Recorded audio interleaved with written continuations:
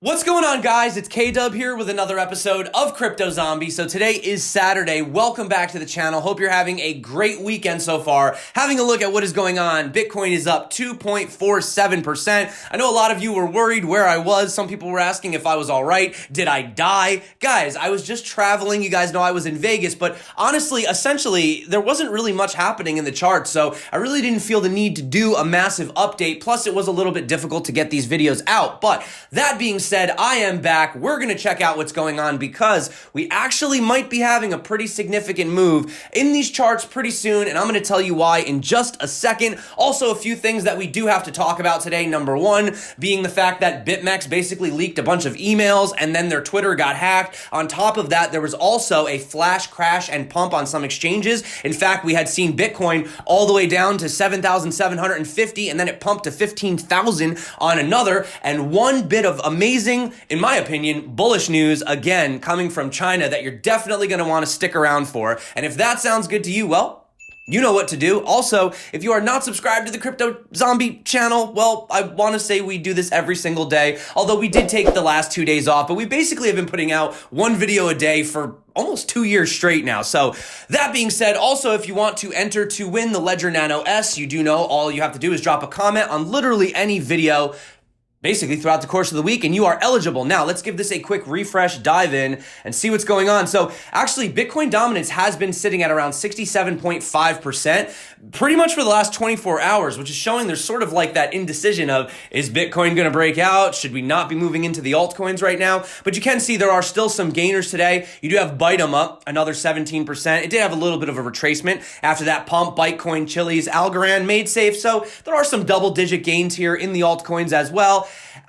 Volume very low right now, very, very low. It is the weekend, but you do know that when volume tends to get low and Bitcoin, gets extremely non-volatile, I guess you'd say, there usually is a big move to be expected. Now, having a look at Coin Farm, you are noticing right now the longs are pulling ahead at about 53.37%, and this morning they were a little bit lower. So this is showing me that right now, short term, it's looking like the futures traders are feeling a little bit bullish on Bitcoin. So you can see right here, we had something really great that happened. Once we got above the 200 daily, we stayed above it. In fact, we tried to fall below on the 30th and on Halloween, and we stayed above it. And you can see it actually looks like we're curving the other way. So this is seemingly a very positive move. Now, having a look at the cup and handle that everybody was talking about, well, you could see that the resistance did flip support. We came down here, and essentially we got supported by this trend that was sort of trying back here before that dip, and now we are sitting on that, right? Because you could see right here, we had the breakout of the triangle, but we didn't really put in very much. I mean, as soon as we broke out,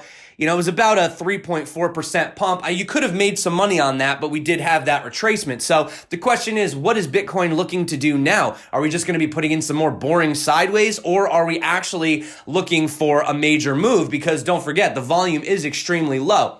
Other thing I want to point out really quick, bullish, was we were supported by the 21 exponential on the weekly, which is very good. You can see right here, we tried to dip below it, boom, instantly got pulled back up. So that is good short term. Now, currently, we are still trapped between two major areas of our resistance at $9,484. And of course, the CME futures gap, which is represented down here by this blue zone, okay? Now, if we do have a look at what's been going on with the CME's futures gap, it is quite interesting. You could see we're actually about to have a bit of a cross where this previous support right here that was resistance that we broke is now looking to basically line up exactly with the resistance from the downwards triangle. And would you know it, look at where they meet. Exactly at the bottom of the gap. So essentially it looks like Bitcoin still wants to push down to that $8,885 level, which I would love if we could just take that super quick dip so we could just close the damn gap and be on our way, because you can see after this, that would basically put us following this support again, and then hopefully we could break above that $9,500 level, which I do believe short term,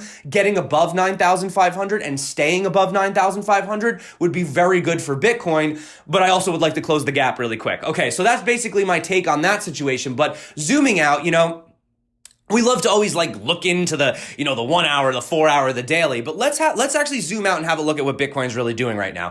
Essentially, we're sort of just trapped between this monthly close of the high right here that was around that $13,885 level. Now, don't forget, a lot of people go, oh, 20K. Yeah, but look at this giant wick that we had right here. We didn't stay up there very long. That's why I have my eye set on that level, or $14,000 level if you want to round it off. And essentially, I don't really want to fall lower than the $8,275 level, which is why I think if Bitcoin bounces anywhere in between these two levels, we're perfectly fine. But you can see we are having this downwards resistance, and whether or not we want to, by the end of December, we're looking to have either a massive breakout or breakdown. So even if Bitcoin does travel within this range, basically throughout the end of the year, we're going to hit a wall come January 1st where Bitcoin is going to pretty much have to decide what it wants to do, right? Other thing I wanted to point out is Bitcoin dominance actually has started trending back upwards again after we had that pullback. But even though the altcoins have pulled back a little bit, they are still respecting this upwards trend. So actually, there's a lot of really just bullish indicators right now. Like it's looking very healthy. Let me just say that. You know, we had that crazy pump and now it does appear to be healthy. So even if we did have that retracement, you know, back down to some of those levels or just to close the gap, I still think that would be perfectly fine. But like I said, I do still believe that we are in bull mode. We are above the 200 daily. So that is really good for Bitcoin short term. So unfortunately, we did not get our $16,000 Bitcoin. You can see they basically made a joke out of it and they started making the numbers go the other way. But, you know, CZ actually kind of chimed in on that and basically said, you know, price predictions are easy. It's just hard to be right about the timing. We will see a $16,000 Bitcoin soonish. Look at this. He just blasts the chart.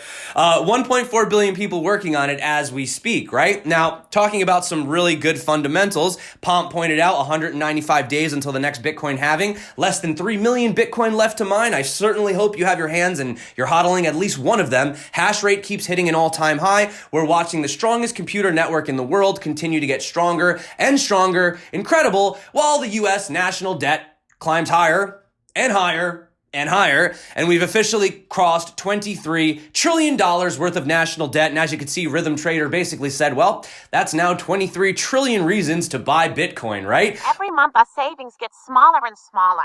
We really got to figure out a better way to budget for this family's future. Bitcoin. What? I don't know. But getting back to basically what the situation is right here, you can see like Saifedean Almos pointed out, Bitcoin's real cost is in hardware and electricity that's needed to run the network. Fiat's real cost is the hundreds of millions of deaths at the hands of government made omnipotent, by inflation. Sorry, guys. But anyway, here's what I really want to talk about though. Breaking leaked news, okay? And this is out of China, and I think this is pretty cool. So you can see right here, cryptocurrency exchange legalization has started in China. This is a real photo of a cryptocurrency trading license of the People's Republic of China. But wait, before we get ahead of ourselves, does this mean that China is going to literally start trading cryptocurrency tomorrow? Not exactly, because you need to read between the lines, and you could see that Daniel Dumbrell actually asked some of his crypto industry friends over in Shenzhen what's going on, and he says it seems currently they're allowed to develop blockchain-related tech under this license, including crypto exchange technology, but are not permitted to actually trade Bitcoin legally. And as Rasta Musk says, yet, okay? So let's not get ahead of ourselves, but this is pretty good news. I mean, I will take this with a grain of salt. So basically, let's just take it with a grain of salt. Let's not get too excited, okay? It's not like they're going to be trading Bitcoin tomorrow, but this could be sort of a way to get their foot in the door. I mean, I know that China is also making their own digital currency as we speak, so that is the situation, but my goodness, did you hear what happened with BitMEX? So basically, they sent out an email, they screwed up, they ended up leaking a bunch of people's information. As you can see right here, the customer mail list was basically exposed to everybody by putting all users in 2 instead of BCC. So if you're using the same email as, you know, Ferris points out for BitMEX and anything else, you might want to change that. Why? Well, because you could end up being basically phished, or, you know, they could, now that they have your email, essentially, there's a lot of different ways that they could try to scam you, okay? That's what I'm the most worried about, all right? So by the way, guys, if you are not sure of like how these types of scams work, I did do a video on it. I will drop it above. It's all about cryptocurrency scams, phishing, and all that. So if you're not familiar with it, I'm not going to go into it for this video, but check that out. Very informative. Be safe out there, okay? But you can see right here, they said it was a result of a software error, which has now been addressed. I mean, I would come on, somebody just screwed up. Let's be honest, guys, a software error. But anyway, you could see, as Larry Cermak pointed out, there's already 30,000 email dumps selling on the darknet right now. They're saying this is one of the most ridiculous things that's happened currently. But now what they're doing is requiring users to complete an ID verification in order to change their email addresses. So what should you do? Well, I would just say make a new email. And I'll get into it in just a second. Look, already found 200 passwords of leaked BitMEX accounts today. This is such a disaster. Having a look over here, there's a BitMEX hack group on Telegram already. They claim that, they're cracking emails. They have 113 Bitcoin already. I don't know if this is true or not. It could just be FUD. It could just be a scare tactic, okay? But you can see on top of that, to make matters worse, now this is a screenshot of 2 tweets that, were taken down. BitMEX, take your Bitcoin and run, last day for withdrawals, hacked. Now, they basically made a statement on this and came out and said, okay, it was a bunch of trolls. Maybe it was some angry, disgruntled employee over at the BitMEX headquarters. I don't know. But essentially, this is an absolute fiasco. So what should you do? Well, essentially, you should definitely not use that account anymore. You should, if you're using that same email for any other accounts, you should probably close down those accounts as well. And the other thing too is, just use Bybit, guys. Like, Bybit doesn't have these issues. So, this is what I use. I don't like BitMEX. I've never been a BitMEX fan. Bybit is definitely the exchange that I use for futures trading, for, derivatives, margin, whatever you want to do. If you don't know how to do it, I will drop that above, and I do have links below. They do help the channel out. You guys know that. But on top of that, while we're talking about exchanges, Deribit had a pricing error that caused their perpetual swap contract to fall $2,000, bringing Bitcoin to $7,750 a coin. Now, a lot of people were pissed off about this, right? So what they ended up doing was essentially they issued a statement saying that trader equity will be brought back to the normal levels. However, traders will not be rolled back. This effectively means traders who use stop losses and were liquidated will be refunded. So that was actually really cool of them to do that, right? You can see right here, Deribit is like good for options. If you guys, I think that's like their thing.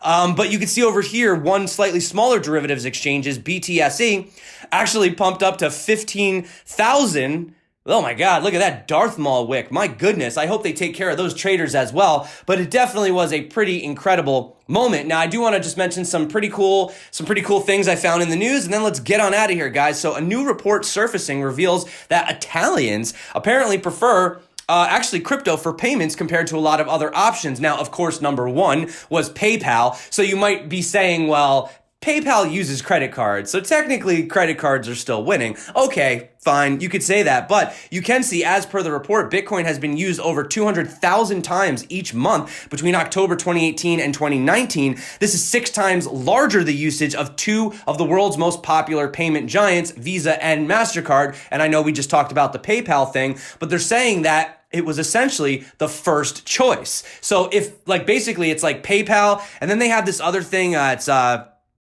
Poste Italiane or something, but then it's basically Bitcoin. So I'm not really sure where they got this information from, but if that's the case, shout out for Italy for really using the Bitcoin over there. And finally, I wanted to talk about Tony Hawk is actually going to be at the Bitcoin 2020 conference. If you guys are going, I'm not sure that I'm going to be attending it. I might potentially, but that's pretty cool. He's like a legend, man. He's like one of my childhood heroes, man. I used to skateboard back in the day, play Tony Hawk Pro Skater. So Tony Hawk, getting into Bitcoin, that's what's up. And finally, I just wanted to point out this article I was looking at from Delphi Digital. Not going to go into it, but essentially they are saying that the bottom is in and the worst is behind us. So yeah, there you guys go. That is the situation moving forward. Pleasure to be back on the channel. So nice to be here. Having a look at what is going on. Keep in mind, we are getting at that very critical point. Bitcoin is looking to have a bit of a move, but if we are held down by resistance, do remember that on the monthly, we could still go sideways, technically in this range above the $8,200 level,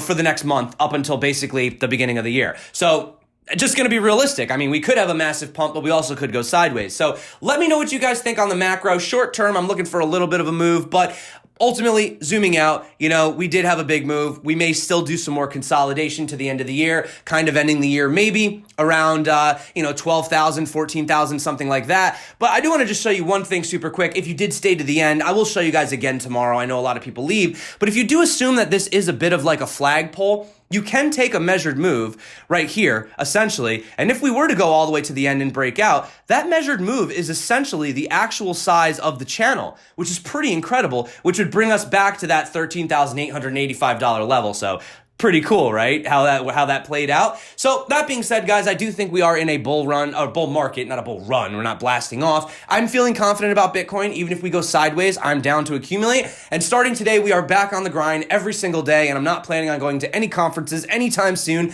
And if that sounds good to you, well, smash a like, say hello, drop a comment, join the Telegram, or just simply watch the video. You guys rock. You're the reason that I do this every single day. Thank you so much again for coming back to the channel. And I